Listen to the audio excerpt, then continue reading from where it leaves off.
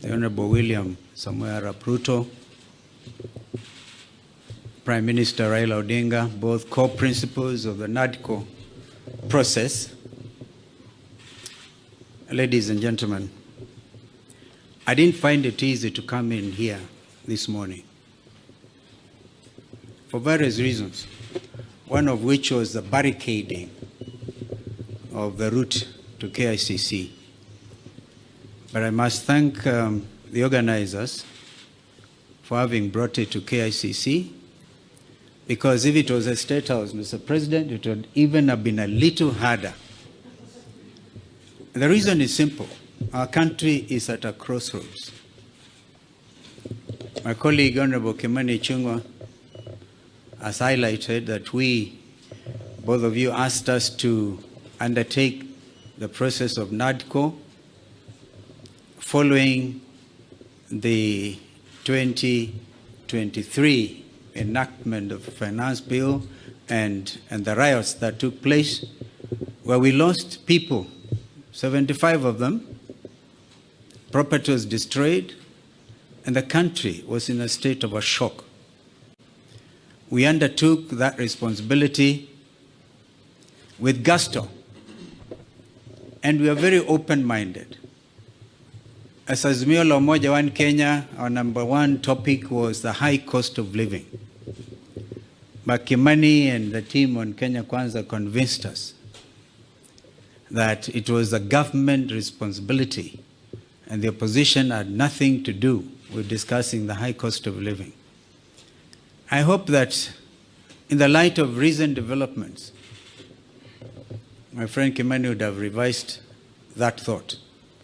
Because again, 2024,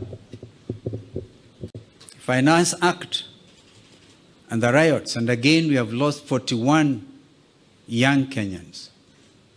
This time they came in the form of GenZ, but they are Kenyans. They have a right to belong. In fact, they are carrying the national flags. They have done it better than we did when some of us nearly got killed. Mr. President, I want to urge that we look at our country afresh. There's no way we can wish away the GenZ revolution. And if we were to begin to be honest with ourselves, perhaps we need now to go back to Bomas, because during the presentations, Kimani and Cheruiyot may remember, and Wandai was deputizing me, that a lot of Kenyans wanted us to open this space.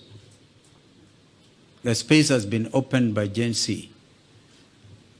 I wish we had moved with speed. It has taken inordinate delay to get to where we are today, to get the first product out of NADCO. And I'm not so sure, my friend Kimani, whether it is expected of us to even fast track the other 8. They have to be juxtaposed by the reality of the country and this new revolt. If we are not careful, all of us will get thrown out by the GenZs, because they say we have come of age. You say that we are leaders of tomorrow, we are leaders now. We can't wish them away. Therefore, I want to urge that we now look at the whole thing. For example, we have now set up the process of nominating new commissioners. We made it very clear that both you, Mr. President, and Mr. Raila Odinga, the Prime Minister, will have to agree on, perhaps most importantly, on who becomes the chair of the new IEBC. That principle of consultation was inbuilt, and I thank my colleagues because we didn't have to struggle much to agree. But now is the time. The country is at a crossroads. Can we, for a beginning, even in order to bring the country to normalcy, can you, Mr. President, order the Inspector General of Police, if he doesn't resign, can he remove the police from the streets? Can the army get out of our streets and back to the barracks? I thank you.